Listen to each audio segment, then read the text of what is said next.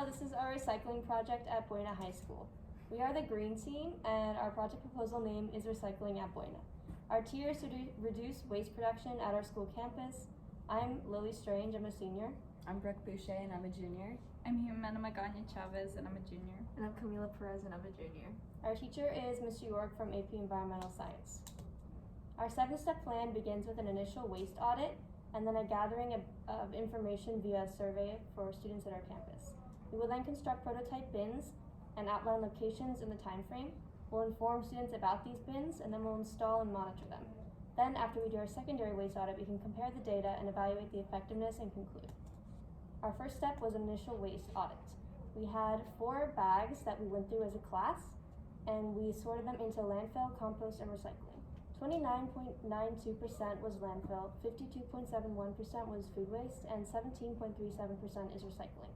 Our goal is to divert this recycling into recycling bins so that it goes to a recycling center instead of a landfill. This is our SMART goal. These are the totals for the initial waste audit. The majority is compost, it's 52.7%. And then next is landfill at 29.9%, and then recycling 17.4%. The recycling breakdown: milk cartons made up 53% of the materials, and then plastic was 23.7%, and cardboard was 22.5%, and aluminum was the least at 0.8%. Buena High School Recycling Survey. We surveyed students at Buena in order to gather information regarding students' attitudes and background knowledge towards recycling. Given that this was a voluntary response survey, some samples may be biased. A few questions we asked were, do you recycle at home? And the majority of kids at 55.3% said always. Coming in next was sometimes at 37.5%, and then a small amount rarely or never. Now, when asking the following items that they would recycle, 59.5% said that they would recycle a used beverage container, which was pictured on the survey as an empty Starbucks cup with whipped cream and food waste still visible on the inside. 15.8% also said they would recycle food waste, which is concerning because these are not recyclable materials. However, 97.6% correctly said that they would recycle empty plastic water bottles. People would recycle cardboard, empty milk cartons, paper, and that kind of thing. We also asked about the attitudes of students regarding if we install recycling bins on campus, and a lot of students said that they would be likely to use them. However, not as many students were confident in what is or is not recyclable. Survey conclusions. The majority of students have some familiarity with recycling and recycling at home. Students may not understand which items are or are not recyclable. 15.8% of the sample students categorized food waste as recyclable, and a majority of sample students, as well as 59%, view used beverage container with whipped cream as recyclable, which is not correct. Students are fairly likely to use recycling bins if they were provided on campus though, and students are not entirely confident in knowing what is or was or not recyclable. So we made prototype bins to measure the project's effectiveness. We used old materials to construct our bins from the school. There were 2 discarded recycling bins the school no longer used, and then we cut and painted 2 cardboard boxes to fit as lids on top of the cans. Because we had reused old materials from the school, our cost was negligible, so small that it was insignificant. The bins were set out Monday morning, March 21st, and then collected on the school day, after the school day ended on Wednesday, March 23rd.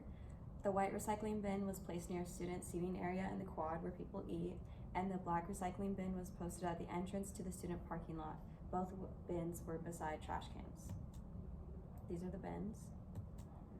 Alright, so then we also did a morning announcement, which was part of the communication plan. We communicated this information to Buena students in the school morning announcements, and this information was also displayed on the bins themselves.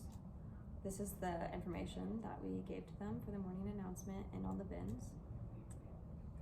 And then monitoring. In the initial 3 hours of the white bin's introduction in the quad, we noted a concerning amount of food waste was present. However, given the survey results, students may not have been aware which items are or are not recyclable. At the same time of observation, the black bin located in the parking lot had much better results. These differences may be due to the difference in location of the bins. Our secondary waste audit was taken after the 3-day test range concluded. We collected the contents from each bin, 2 bags total, and concluded our secondary audit. Data is displayed here. So as you can see, we have 45.64% being landfill trash, only 14.52% being compost or food waste, and 39.83% is recycling.